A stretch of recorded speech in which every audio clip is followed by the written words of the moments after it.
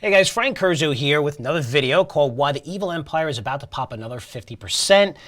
We have all the videos on your YouTube page, Curzio Research YouTube page. Be sure to subscribe. Be sure to tell all your friends about it. Really, we're growing that social media presence because all our podcasts are video format. We have the studio in here, really cool. But yeah, let's get to the video and the core of this thing, because the evil empire and why it can go up 50%, I'm talking about Goldman Sachs. Called the evil empire. Everybody hates them. They make the most money. It's like a boys club. But at the end of the day, a lot of us wishes we worked there because everybody there makes so much money. But the bottom line is you want to put your personal feelings aside, even if you hate this company, because what the stock did today, they reported earnings and they really blew out the numbers. Here's why I think this thing could really go a lot higher. And let me break it down for you. So the earnings that reported were huge. I mean, this is a Credit Suisse report, $12.08. Consensus was $7. That's a massive beat. In fact, here's another report from JMP, and they were the highest street estimate. What does that mean? It means that they were the highest estimate out of all the companies or all the sell-side firms that cover it, whether it's the Morgan Stanleys, the Goldman Sachs, everybody. Goldman Sachs is not going to cover themselves, but JP Morgan, they had the highest estimates at 882, and they reported Goldman Sachs $12.08. That's a blowout number. When we look at everything, equity trading, investment banking, everything did well. You saw a little bit of a decline of fixed income, but just asset management, everything, global trading, unbelievable quarter. And when you're looking at the numbers here, look at this revenue growth. And you look at 8.7 billion to 10.8 billion, right? We look at it's about 25%. Look at the earnings growth here, right? So you look at $21 to $29. That's pretty close to 35%. To put that in perspective, most companies are growing sales or expect to grow sales this year around low single digits and a little bit higher than that, maybe mid single digits, a little bit higher on the earnings front. These guys are growing it by 5 to 7x greater than the overall market. But what's weird about it is look where the company's trading on forward earnings, 10 times forward earnings. What does that mean? Well, you're looking at those forward earnings, right? With the stock trading, okay, you say at 300, you think it's expensive. It's not. It matters how many shares outstanding. But at 10 times forward earnings, the average company right now is trading at 21 times forward earnings. Why is this a big deal?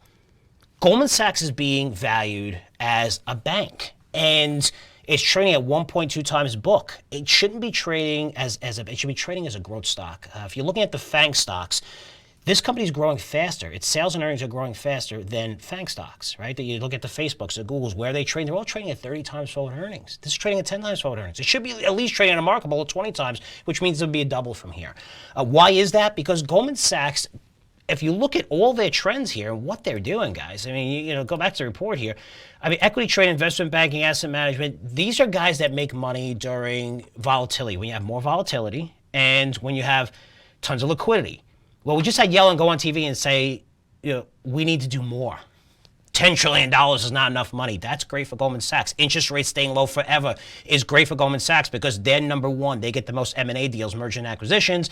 That market was seeing record highs. And what's going to happen next year? It's going to explode even more because we're going to see more liquidity coming into the market. We're going to see interest rates stay low forever. Goldman Sachs is well positioned. The analysts are behind the curve. They're behind the curve on a lot of growth companies. If you look at Peloton, if you look at Zoom, if you look at Tesla, right? You see that. What do I mean with they're behind by the curve? They keep raising their numbers after they report, just like Goldman Sachs are not keeping up.